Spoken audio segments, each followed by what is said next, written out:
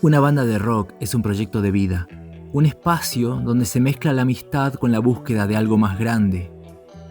El rock es más que un género musical, es un movimiento, un lenguaje cultural que a través de su actitud, las baterías y las guitarras eléctricas expresa pensamiento crítico, libertad y rebeldía.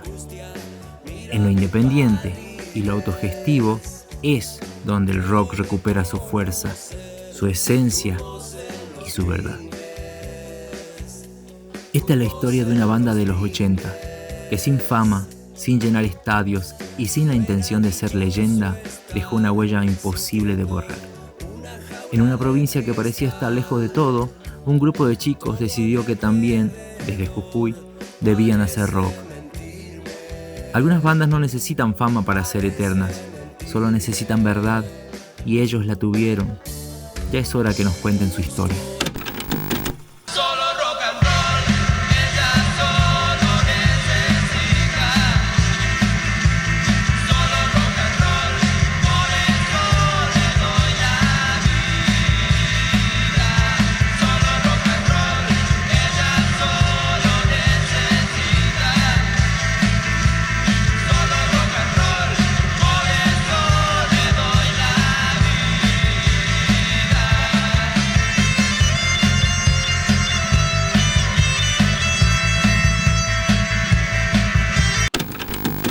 Bueno, yo soy Daniel Correa, Daniel Enrique Correa, periqueño, nacido en el año 63. Hola, me llamo Alfonso Chauque, soy de Ciudad Perico, nací acá, tengo 57 años, mi residencia en la República del Líbano, acá en Ciudad Perico. Mi nombre es Horacio Roel, más conocido como Loquera. Soy de Ciudad Perico, de acá del barrio obrero.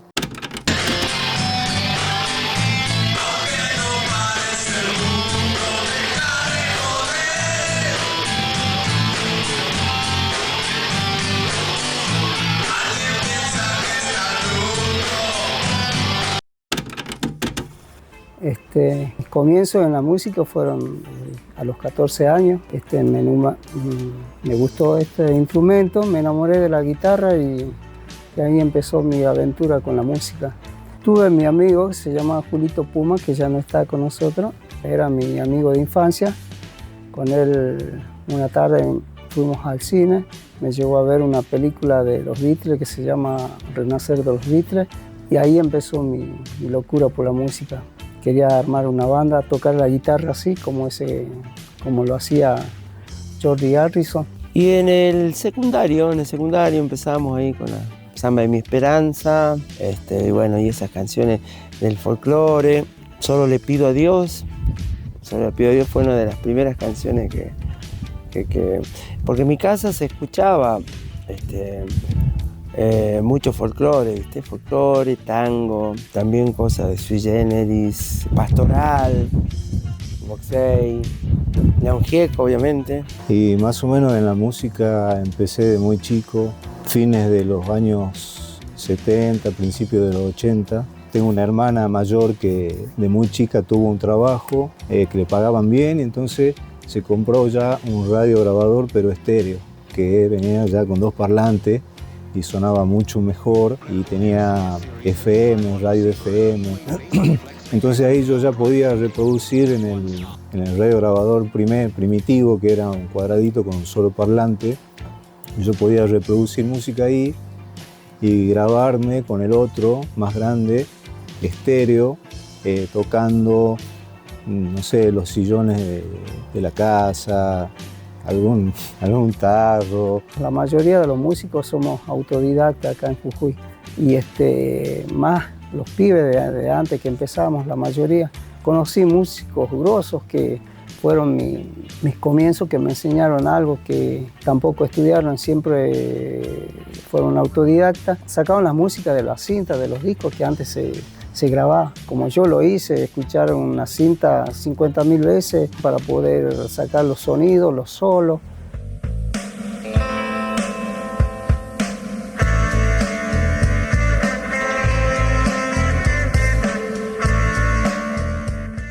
Bueno, íbamos caminando por ahí y pasamos por la casa de Freddy, en el barrio Facundo Quiroga, y ahí había unos chicos tocando una viola en el jardín de la casa de Freddy. Era Freddy con unos amigos. Y nosotros íbamos con dos violas también.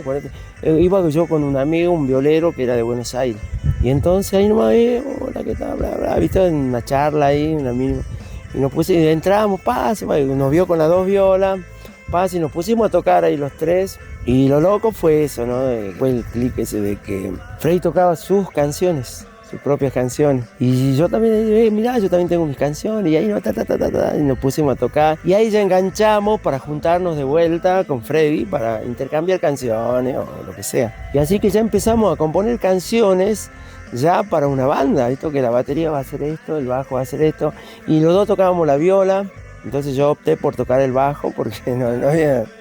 Y bueno, que la batería va a hacer esto, el bajo esto, y ahí acá hay un dúo de guitarra. Y entonces un día estábamos ahí en la casa de Freddy, la puerta, lo que era. Todo ha sido ahí también, ahí al toque, porque debo haber cumplido 14, 15 años y ya con Cuero nos íbamos a verlo a Freddy, y él estaba ahí con su guitarra criolla, practicando y componiendo sus temas, ¿no? Y bueno, primero se juntaban ellos, yo ahí escuchaba y estaba como lo mismo que allá, que en la plazoleta, pero ya medio como que en otro nivel, porque fue todo un proceso también de aprendizaje mío de tocar la batería junto con estar con la banda y aprendiendo a expresarme dentro de otros músicos, ¿no?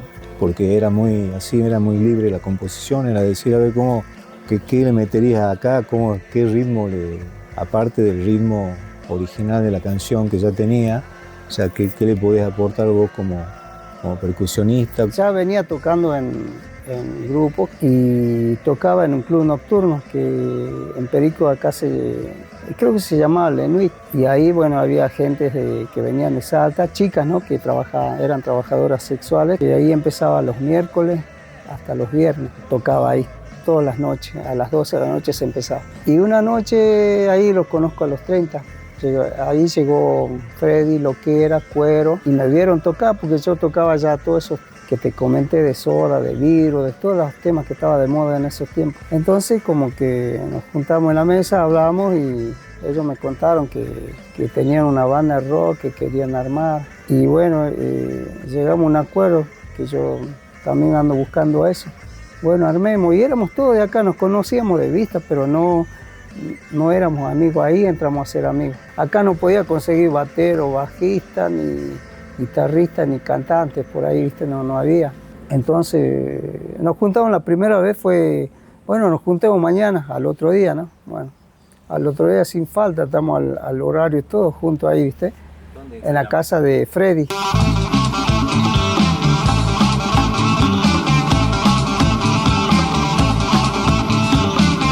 Por empezar no teníamos batería, instrumentos eléctricos tampoco teníamos, era todo acústico. Un libro así grande que tenía Freddy en su casa, que sonaba, la verdad que sonaba como un bombo.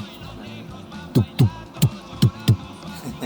Y con eso bastaba, y yo tenía un redoblante que me había comprado, un redoblante de cancha, de murga, esos chiquititos, que bueno, para hacer ruido, y hace bastante ruido, había que ponerle una felpa arriba, y bueno, con eso hemos ido arrancando a ensayar y a arreglar temas, porque primero eran muy guitarreados, digamos, de fogón, estaban buenísimas, pero había que meterle todo otro traje, ¿no? Más rockero. Y bueno, después vinieron los arreglos cuando pudimos alquilar una batería en Monterrico.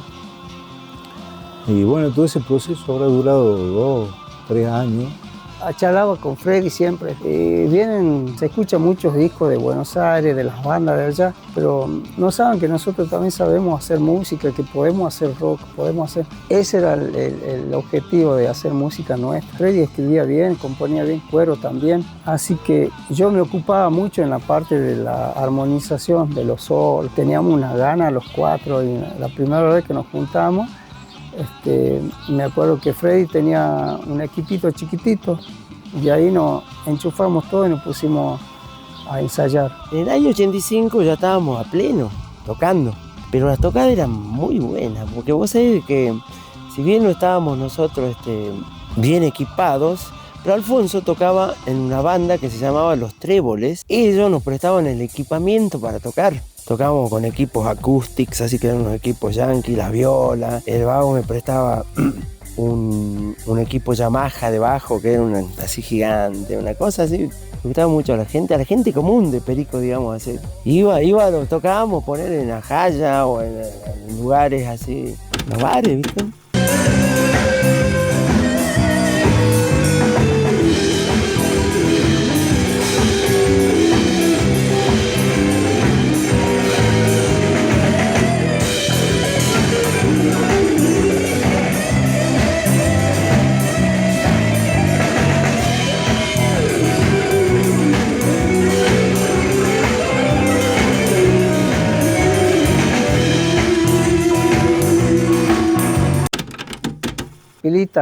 Pilita sube, ¿cómo se llama? No me acuerdo, le decíamos Pilita nosotros.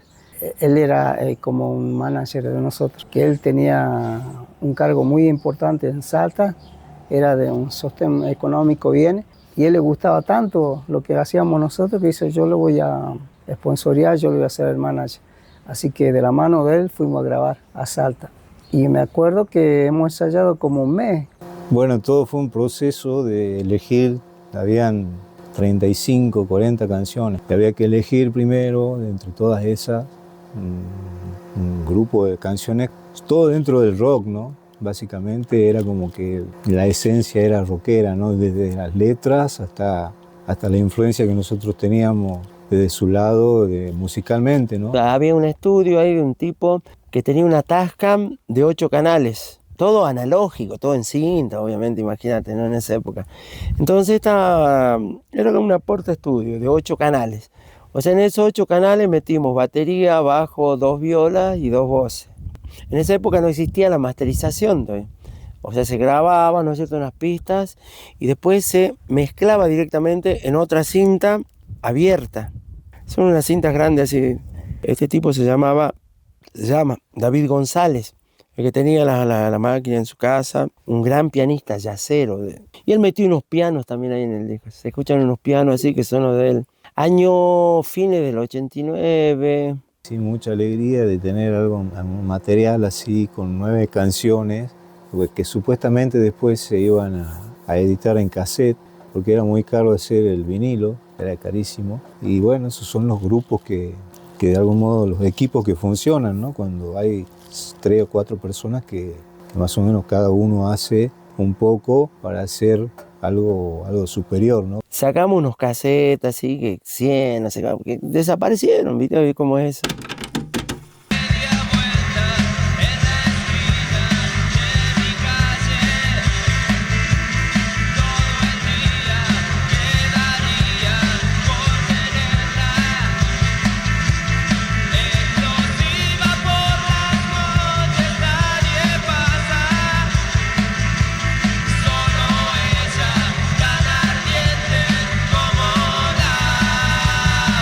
Freddy estaba enamorado de su vecina y de ahí sale por una chica que se llamaba María. Y estaba muy enamorado de ella. Así que esa canción se la dedica a ella. La letra, lo que dice, ¿viste? Lo que él fantaseaba, bueno, está impreso en esa canción. Hay que dejar las cosas en su lugar, hay que tratar de entenderse más. Médico fue una canción que Freddy me lo hizo para mí, como que justo en ese tiempo había perdido mi madre, bueno, ahí salió esa canción. Es bonita la canción, lo solo también que le hice, que bueno, salió de acá. Después El sueño del rock fatal, que fue mi historia, que se lo conté a Freddy y él lo escribió. Porque yo ya tenía la melodía de esa canción, se la mostré y él me hizo, y según mi historia puso la letra él, ¿viste? Falta poco, que ya era de cuero esa canción. África también, que bueno, eso, Ego y Dolor, que es de cuerito. Bueno, después del disco de que te decía, grabado en Salta, todo eso, tuvimos hacer muchas tocadas. Realmente mensualmente hacemos algunas tocadas. Tocamos por ahí en un par de festivales también. Tocamos con Rata Blanca una vez ahí en el Estadio Federación.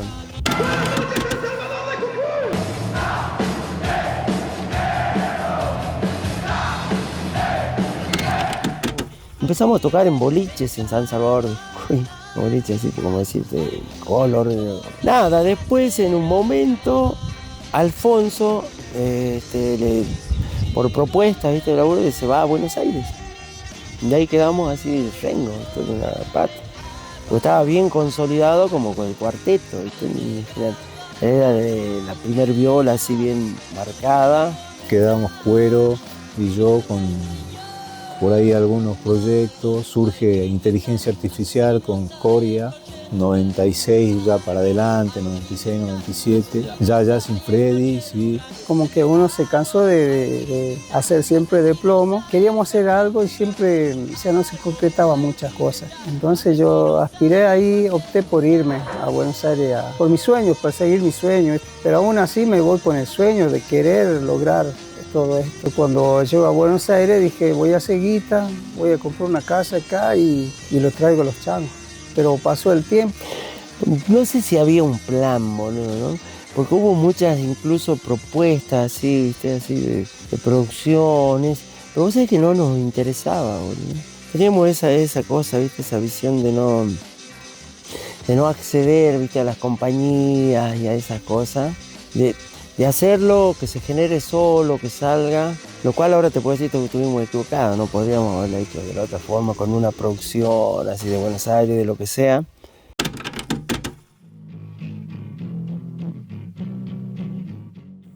La muerte de Freddy marcó el final de 30 metros, pero también el inicio de un mito. Freddy Terrades era un compositor que escribía con la sinceridad brutal de quien no teme mostrarse roto. Sus canciones hablaban de su depresión, de las injusticias del país y en el fondo de la necesidad urgente de ser escuchado.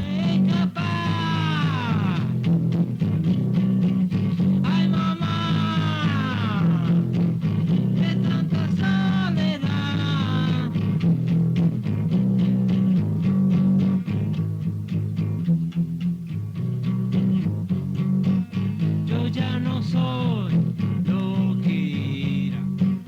Tal vez el whisky dejó sus huellas. Amé una mina que me hizo mierda. Yo con Freddy, mira, para mí Freddy,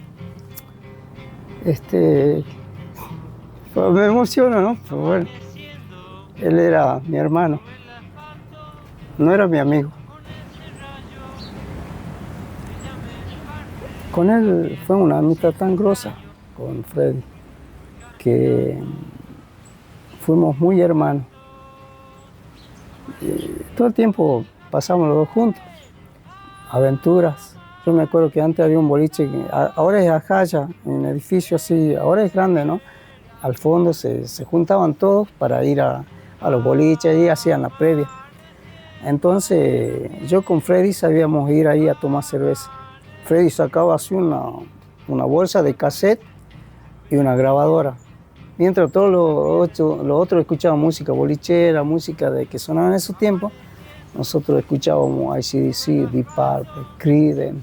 Bueno, Freddy, como te digo, es haber conocido un hermano dentro de la música y dentro de la vida. Porque nosotros desde ese día que nos conocimos empezamos a tener una relación así muy cercana, todo vinculadas totalmente con la música, ¿no es cierto? En principio. Pero había una cuestión esa de que se genera allá, ¿viste? De hermandad, de preocupación, ¿viste? Así que le pasa al otro, ¿qué le pasa? Fue muy triste todo porque no había manera ¿no? Con la depresión no había forma de rescatar y de ayudar porque tampoco la banda tenía contención. Nosotros pensábamos que bueno, la música podría haber sido un salvavidas para Freddy, pero bueno, se fue deteriorando cada vez más y no llegó, digamos, a tener la fuerza, ¿no? Para volverse a agarrar de eso y volver a creer en el mensaje ese, ¿no? No sé, fue como que se lo devoró a algo más fuerte. Claro, no, Freddy estaba haciendo una etapa que no podía afinar la guitarra. No podía afinar la guitarra. Una vuelta hicimos toda una movida, vía en esa época no había celulares, nada. Vía teléfono, vía esto. Yo volvía un día de Córdoba y Alfonso, entonces era como que la producción estaba armada. Y cuando llegamos estaba Freddy ahí en su casa y le digo, bueno, Freddy, vamos. No podía, digamos, hacerlo. Freddy estaba como que muy enamorado de su chica, venía mal. Después cuando yo me voy a Buenos Aires, dejo la banda, después vengo de un año y lo veo mal, enfermo él. Ya estaba muy decaído, le había agarrado la depresión. Él era inestable, hay veces que estaba bien, a veces que estaba power y a veces que estaba hundido. Una vez me enojé con él porque él me dice, vamos, que hagamos esto, que bueno, voy a buscar y no quería salir, que me hace bañar, me hace cambiar, vengo y al pedo, porque me quiere tener acá al fondo y no quiere salir. Yo quiero salir, digo, vamos a salir. Yo quería sacarlo a él. Y ahí como que me enojé con él, le dije, ¿sabes qué? Creo que vos no sos el hermano que yo tenía. Y así me fui, ¿viste? Le dije, no te veo más. Yo quiero a mi amigo, mi hermano, que siempre sabía estar conmigo. Y vos no sos ese. Y ahí me fui y pasaron un buen tiempo que después yendo a comprar a la panadería me entero de que por oídos así que estaban hablando que falleció un chico de Facundo Quiroga. Y le hablo, Freddy, que están hablando de tal, le pregunto bien detalladamente las cosas, me sigue así. ¡Wow!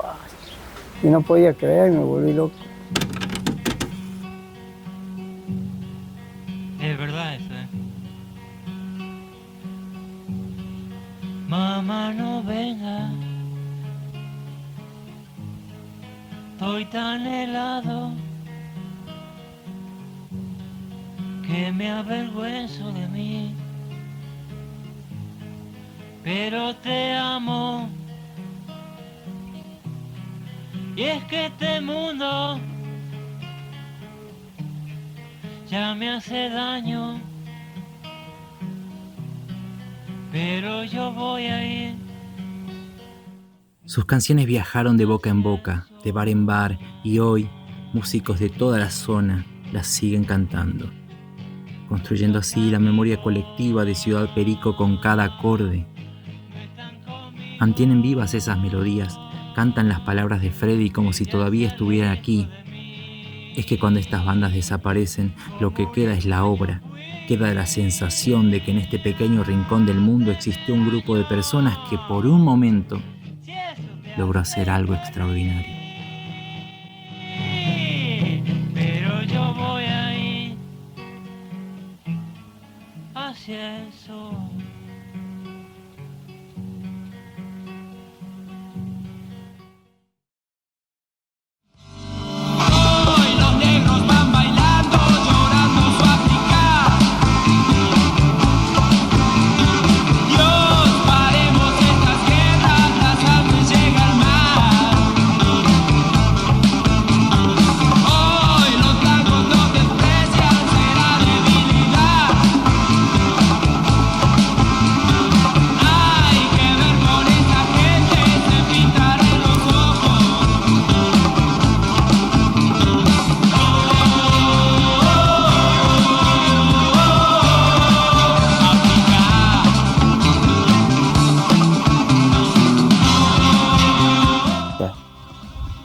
Y 30 metros, bueno, el lugar donde se proyectaron esos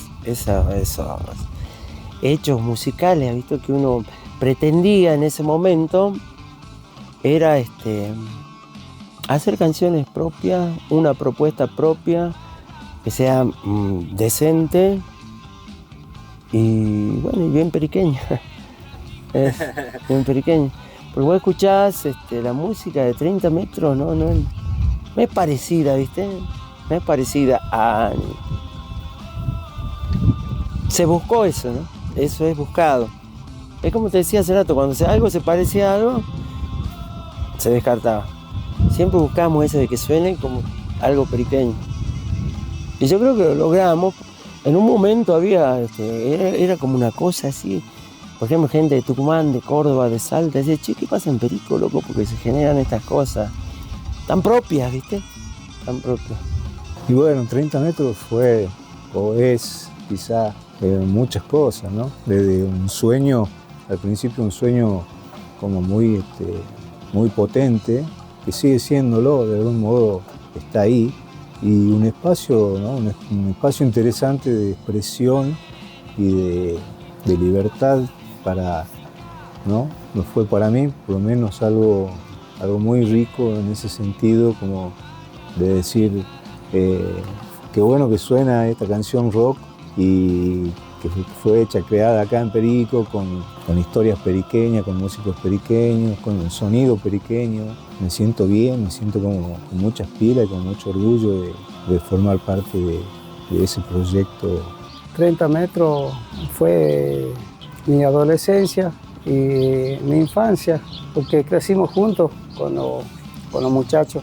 Y todas aquellas pibes que nos seguían a nosotros, como que también formaron parte de 30 metros. Yo sé que ellos escuchan esta cinta y ellos se sienten, es su crecimiento, su adolescencia, ¿entendés? Junto con nosotros era como que nuestro sueño. Y sé que ellos, como que íbamos a ensayar a la Casa Loquera, venían todos los chicos del colegio, se sabían vaciar la heladera, renegaban sus padres, todo, pero todos esos chicos, todos ellos eran 30 metros.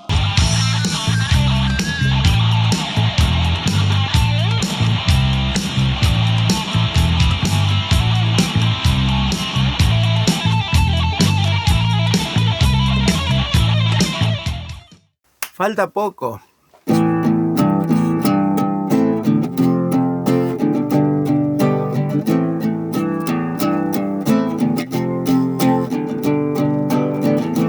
Algo pasa cada rato. Bueno, hablar de 30 acá en Perico tiene una significancia importante, ¿no? Para muchos y sobre todo, bueno, para nosotros que en ese tiempo, imagínate, mediados de los 80, vuelta a la democracia, y escuchar una banda que hacía sus propias canciones era para nosotros algo novedoso y algo a seguir. Y ya cuando fui a verlos era, wow, decía. Y por ejemplo los vi en Bodaigó, los vi en La Plaza, los vi en Sociedad Siria Libanesa, los vi en Palpalá, los vi en Jujuy haciendo de soporte de Rata Blanca, los vi en varios lugares, los vi en ensayos, hemos guitarreado, o sea, digamos, mi vínculo con ellos era desde la admiración primero y de la amistad después, ¿no? Que falta poco y muerden lo que... Metro, para mí, son unas personas con dones que nos dejaron su enseñanza, su legado, una banda alienígena. Falta poco. Me siento muy privilegiado y dichoso de haber podido disfrutar de las noches de rock en Perico. Tenía mucho potencial. Creo que ahí es donde dejaron cimientos y evidencia de que hoy en día podemos apuntar a tener hambre de creatividad, ganas de tener una banda, de apuntar a tener buenos instrumentos y buena electrónica. Creo que ese es el legado importante que dejaron los muchachos. Y mi respeto y admiración para cada uno de ellos y lo que nos dejó en el rock. Fue un despertar desde lo sensitivo, de lo emocional, de entender que sí se podían hacer esas cosas acá y varios de nosotros seguimos. Falta poco.